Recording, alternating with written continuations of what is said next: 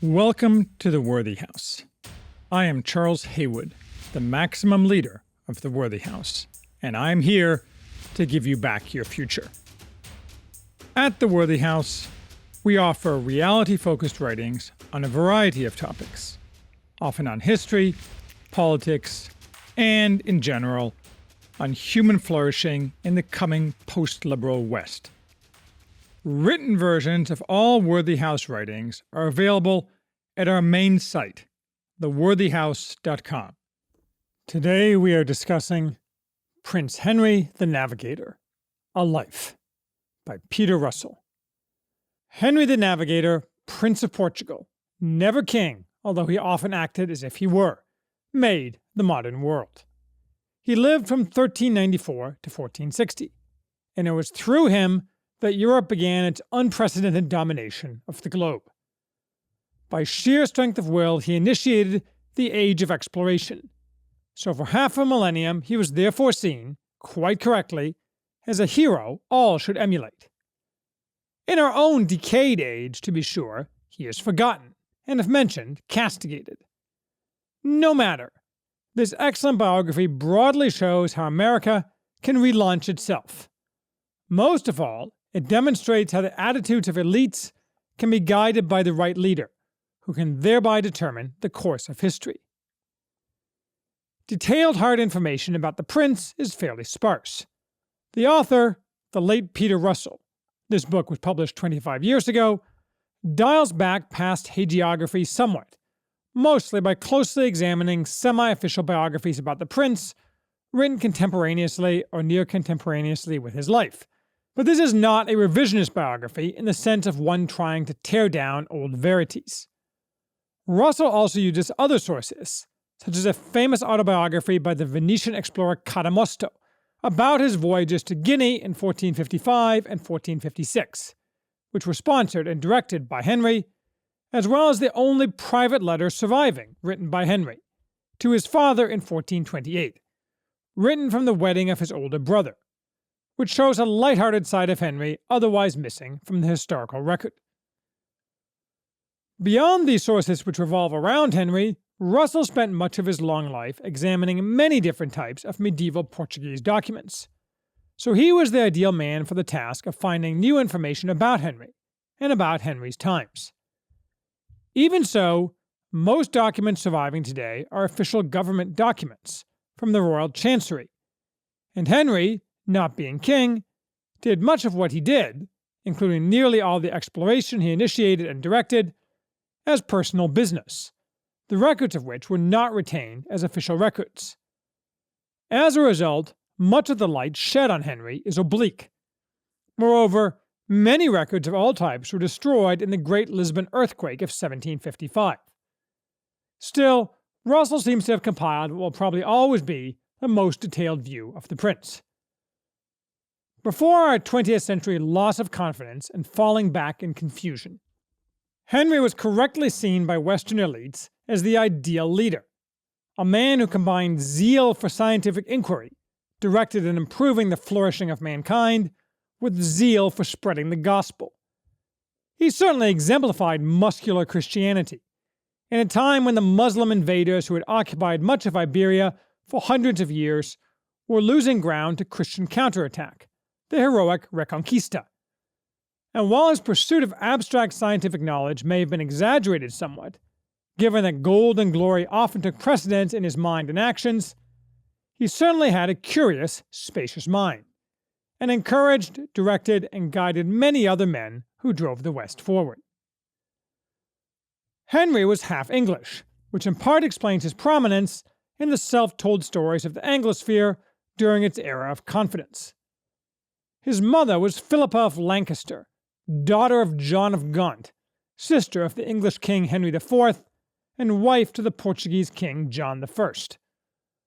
While Philippa's was a political marriage, aimed at benefiting joint Portuguese and English interests against the Castilians, at a time when Spain was still fragmented, it was also an extremely successful one.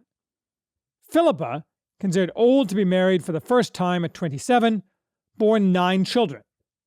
Henry was the third son, so never likely to ascend to the throne, nor did he, but from an early age seems to have made clear that he was also never going to be subordinated. Not that he ever tried to seize the throne. Rather, he just acted, very frequently, almost as if he were king.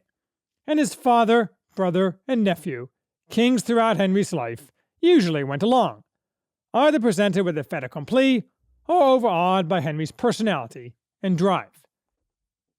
When Henry was born, Portugal was a very poor country on the far edge of Europe, with a population of perhaps 1 million.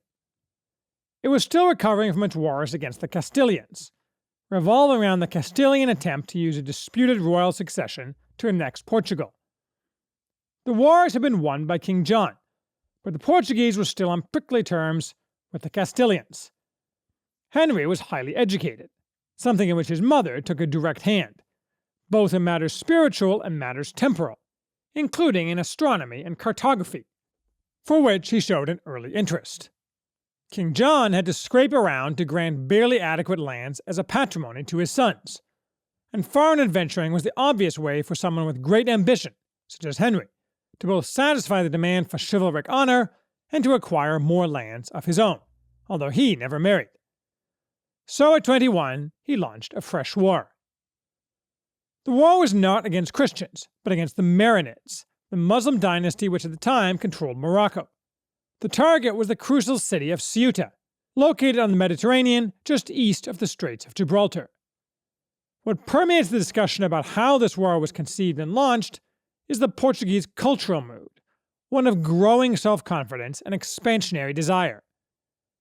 This translated, inevitably at that time and place, to the crusading impulse, and Henry was the main force in converting that largely inchoate desire into a permanent desire for expansion into the Portuguese elite, beginning with the plan to capture Ceuta. It was not necessarily a hard sell.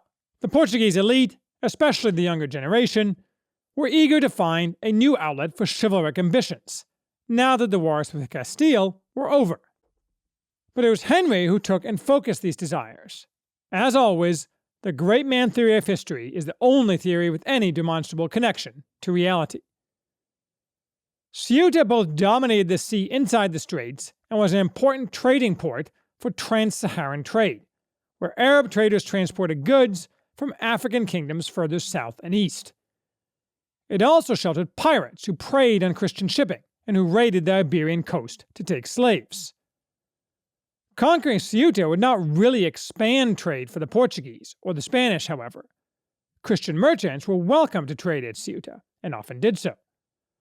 Thus, both the Aragonese and Castilians were less than thrilled with Henry hampering their ability to trade by attacking Muslims with whom they had a working relationship. It was not that Henry wanted to capture the trading networks and profit thereby.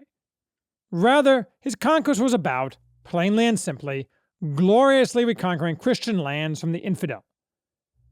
After tireless effort, Henry persuaded King John to approve the expedition, which was extremely expensive for the country, requiring not just the collection of thousands of troops, but the renting of several hundred ships from foreigners. Amazingly, though all Europe knew of the coming expedition, its target was kept secret. In July 1415, the Portuguese launched their ships. Interestingly, given our own recent solar eclipse, they launched shortly after Portugal experienced a total eclipse of the sun. Perhaps that was important. At about the same time Queen Philippa died, at age 55, though not before issuing injunctions to her sons and giving them specially made swords to use in the conquest of Ceuta, or so the chroniclers say. Among her injunctions were to Henry, that he should make it his special responsibility to watch over the interests of all the lords, knights, fidalgos, and squires of the kingdom, making sure their rights were defended, and that the royal grants they were entitled to receive were duly made to them. Her rationale was, perhaps thinking of troubles in England, that it often happens that kings, misled by false information and exaggerated assertions made by other people, do to some what they should not do. We see here how very different medieval monarchy was compared to the propaganda version we moderns are fed. Monarchs, for the most part, cared deeply about their responsibilities to God and their people, and every monarch was constrained within a web of custom, relationships, and duties, including with powerful men not king, such as Henry. Monarchs were not the extractive, all-powerful monsters portrayed by hostile later thinkers of the so-called Enlightenment. And, as usual in the West, women played a crucial role, but a role mostly behind the scenes, as it should be. When the Portuguese landed, only announcing their destination to the fleet a few days before landing, it took them a mere 13 hours to conquer the city, which Russell says was by any standard a most remarkable victory in the annals of medieval warfare.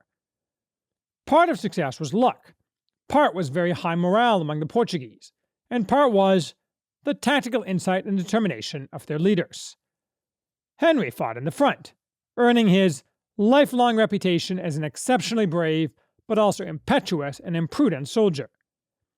The victory astonished Christian Europe, which did not usually think much about Portugal. Still, now that they had the city, it was an expensive burden for a poor kingdom to maintain, both to supply it with food, given the Marinids were certainly not going to do that, and to protect it from counterattack. Here, as several times throughout this book, Russell details written discussions among the Portuguese who advised the king, where arguments varied widely in their quality, and oftentimes involved groups talking past each other, along with frequent ignoring of practical arguments in favor of chivalric arguments, buttressed by God wills it. These writings are a fascinating slice of medieval life. The conquest of Ceuta set the pattern for the rest of Henry's life, but it was by far the most successful military conquest he made. King John assigned to him the financing and provisioning of the new Portuguese outpost, which Henry accomplished with drive and verve, showing preternatural organizational skill, something he applied throughout his life. It was probably also at this time that Henry began to realize the possibilities of using, and improving, the caravel, a wholly Portuguese-invented ship of unique sailing flexibility, most importantly in its ability to tack almost directly into the wind, which was crucial in his later African explorations. Henry was creative in his financing, obtaining various special taxes and using other sources of funds, including redirecting money from religious knightly orders which he controlled, notably the Order of Christ, which had succeeded to the Templars in Portugal. And he also went into debt himself, something regarded as a virtue, not a vice, in those days of chivalric magnanimity. The Portuguese held Ceuta until the 17th century, when it passed to the Spanish, who hold it to this day. Henry saw it as a beachhead for further Moroccan conquest, of which more later. In the meantime, he had been spreading his wings elsewhere. In the 1420s, he began to try to conquer the 7 islands of the Canaries, which, while they had some French and Castilian settlers, were mostly occupied by a pagan, white, Stone Age people who resisted conquest vigorously. After a defeat in 1424 of an attempt to conquer Gran Canary, this effort continued the rest of Henry's life, but was never completed by the Portuguese. With less difficulty and cost, he occupied the inhabitant-free Madeira and the Azores, both of which proved to be richly rewarding for the Portuguese, and are Portuguese possessions even now, and both of which he administered as personal possessions during his life. He did none of these conquests in person, however. For a man with a sobriquet, the Navigator, Henry very rarely set to sea himself, and never for any great distance. But he was the sole driving force behind all of it. The age of exploration really began, however, in 1434. Henry wanted to explore the coast of Africa by sea, which nobody had ever done, and directly access the African kingdoms that were the basis of the trans-Saharan trade. Part of this was crusade. The Muslims completely controlled the trans-Saharan trade, which was unacceptable on its face. Europeans knew that south and east of Muslim-controlled lands lay African nations that were not Muslim, though some were, and that some were rich in gold and other valuable commodities. For example, 2/3 of all gold used in Europe came from this trade, mostly from the Guinea region, although the idea that the Malian king Mansa Musa was the richest man ever to walk the earth is ludicrous modern ethno-narcissism. Most of the profit was made by Arab traders. Moreover, many believed that a large river, the Rio de Oro, or alternatively a giant gulf, the Sinus Ethiopiacus, bisected Africa south of the Sahara, and that by sailing east, they could reach the fabled Christian kingdom of Prester John, south of Ethiopia, and perhaps join forces to crush the Muslims in a pincer movement. In the early 1430s, Henry correctly predicted, based on his scientific study, that ships sent south of Cape Bohador, a promontory traditionally accepted by cosmographers, cartographers, and mariners, Arab and Christian, to mark the furthermost southerly point on the coast of West Africa as far as which it was safe to navigate, would face no problems passing beyond. This was proven, after several abortive attempts, by ships sent by Henry in 1434. From the beginning, Henry constantly discussed navigation and cartography with his ship captains, before and after each voyage, in a cycle of ever-reinforcing confidence in his decisions and commands. He and his mariners also developed the new science of oceanic wind patterns, realizing that by sailing in counterintuitive directions, it was easier to reach certain locations. Henry's opening of the way south set off decades and centuries of Portuguese expansion. In Henry's lifetime, his mariners reached as far south as the Senegal and Gambia, the area generally called at the time Guinea. That is to say, not all that far down the western African coast, and very far from the Cape of Good Hope, but much further than any person, European or not, had gone before. They sailed up the major rivers and initiated trading relationships, but they never found Prester John, of course. These successes bolstered Henry's reputation. But he had not forgotten crusade, though his proposed further Moroccan adventures engendered more domestic opposition, both elite and non-elite, which increased after a disastrous attempt to march to Tangier and conquer it in 1437. That project had been broadly opposed from its inception, as more arguments from the time, again requested by the king as part of the decision process, show. In part, it was opposed on economic grounds, but also on practical military grounds and on grounds of canon law, part of the larger Western debate about just war, revolving around whether war against the infidel was automatically justified in all cases, or had to be justified more specifically, including with reference to the burdens placed on the population of the Christian nation proposing to fight the infidel. The main argument by Henry and his allies for this new crusade was simply that it was a crusade, and necessary for the Portuguese elite to fight for both God and glory. Henry was obliquely criticized as both rash and monomaniacal, including by his family members. But his Tangier project won out in the end. It was problematic from the start. Recruitment flagged, and the Portuguese shipped out with far fewer men than wanted and needed. Morale was again very high, but it was not enough. Tangier was a tough nut to crack. The Marinids were expecting them this time and had prepared well, and the strategic brilliance on display in the conquest of Ceuta was nowhere to be found. When Arab reinforcements arrived, trapping the Portuguese, they had to agree to a humiliating capitulation to avoid annihilation, including agreeing to return Ceuta and leaving Henry's younger brother as a hostage to guarantee the deal. In an example of realpolitik, the Portuguese, that is to say Henry, reneged, and his brother died an ill-treated prisoner in Fez. That was the end of military crusade for Henry. At about the same time, the king, now Henry's brother, John I having died in 1433, also died, leaving a minor heir, resulting in another succession crisis. This distraction benefited Henry, who slowly rebuilt his reputation, refocusing solely on exploration, with a veneer of crusade. His sailors pushed further and further down the African coast, making new discoveries, including the uninhabited Cape Verde Islands, and carefully charting the land, the ocean, and the winds, while opening new trade routes, precisely as Henry planned. Conversion of the heathen, both by conquest and by persuasion, took a back seat, although Henry was always certain to talk a big game to the church about his activities in that regard. Military conquest of any kind soon took a back seat.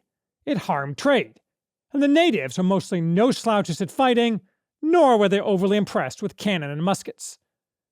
Experience pointed the way to the successful strategy used for centuries by the Portuguese, ruling, or at least influencing, the lands of others by building strong fortress cities which dominated the coast. In this way, the Portuguese captured much of what had been the trans-Saharan trade, and rapidly became rich. For example, they were able to mint gold coins, something they had been too poor to do before. And so, never tiring, never dissuaded by failure, Henry died in 1460. Perhaps unsurprisingly, much of the will he wrote in the weeks before his death was focused on making sure the Portuguese did not forget him or his accomplishments, though this was clothed in religious language. Henry's deathbed account of his life's work was not intended to remind God of his good works. It could be assumed that God, by definition, knew about them, and the prince, anyway, felt pretty secure of his place in heaven. No doubt he was self-confident to the end. We can hope it worked out for him. Within a few decades, Portugal had hugely expanded its global influence, all because of the exploration Henry began. In 1487, Bartholomew Diaz rounded the Cape. In 1498, Vasco da Gama reached India. And a few years later, the Portuguese had established military colonies along the coast of India and had reached South America. But those times are another story. All this is fascinating history. What we discern, however, as we survey the landscape of our own time, is that there is no Henry. A man such as he was, full of masculinity, strictly oriented toward reality, and driven by ambition combined with the love of Christ, would be expelled from the elite in kindergarten or forcibly transed. And if he set out on an alternate path, much effort would be made to ensure he could make no dent in history. Even aside from the toxic ideology of our rulers, our society has lost the confident and outward-looking attitude it had a mere 60 or 70 years ago, when America was not that very different in its core ambitions than was the Portugal of Henry. Now we reject exploration and achievement, instead preferring turning inward, marinating in debilitating emancipation and destructive egalitarianism, while amusing ourselves with stupid, pointless activities. We are a weak, feminized society which takes no risks and believes that the good things in life generate themselves for free. We must make a choice to seize the future, to drive a new era of exploration and accomplishment, including the conquest of space. For no static society without a binding goal outside of itself has ever accomplished anything. The good news is that the mechanisms of implementing that choice are no secret. They only require will and sacrifice. It will be an uphill battle, given our civilizational decline, and that no civilization has ever reversed such a decline. The medieval Portuguese, our example today, were fortunate in their elites, but even so, they required a man of destiny to steer them toward that destiny. We are, sadly, extremely unfortunate in our elites, so we have further to go, and that ignores that our non-elites are in terrible shape as well. Thus, this week, Christopher Rufo has been amusing the internet by making fun of one Catherine Maher, the new head of National Public Radio and former head of Wikipedia, for her innumerable statements that show her to be the anti-Henry. Weak, fearful, eager to elevate worthless voices and tear down accomplishment, and completely divorced from reality, while at the same time happy to suffocate anybody who disagrees with her. But the truth is that she has, and has had for a long time, great power, and Rufo does not, except the negative power to expose the powerful, who in our time have an infinite reload capacity. And so far, Maher has suffered no actual harm, at all. The princes of our time are harridans such as Maher, not bold men such as Henry. This implies that expelling from our society, through confiscation, lustration, and rustication, nearly all of our current elite must be the first step on our path. Not the path back, for there is no going back, but rather the path forward, which will only be possible to travel once the barnacles which festoon our society, slowing it and ultimately sinking it, have been scraped off. It will require a complete civilizational overhaul of politics, culture, and every aspect of how we live, including the creation of a new seedbed of elites and a revitalized common people. And both to accomplish that, and to thereafter reach the future that lies within our grasp, it will require men such as Henry. But great men of history require a great people to lead, and therefore the question of our century is whether America can be remade to make it, to coin a phrase, great again. 50-50, I say.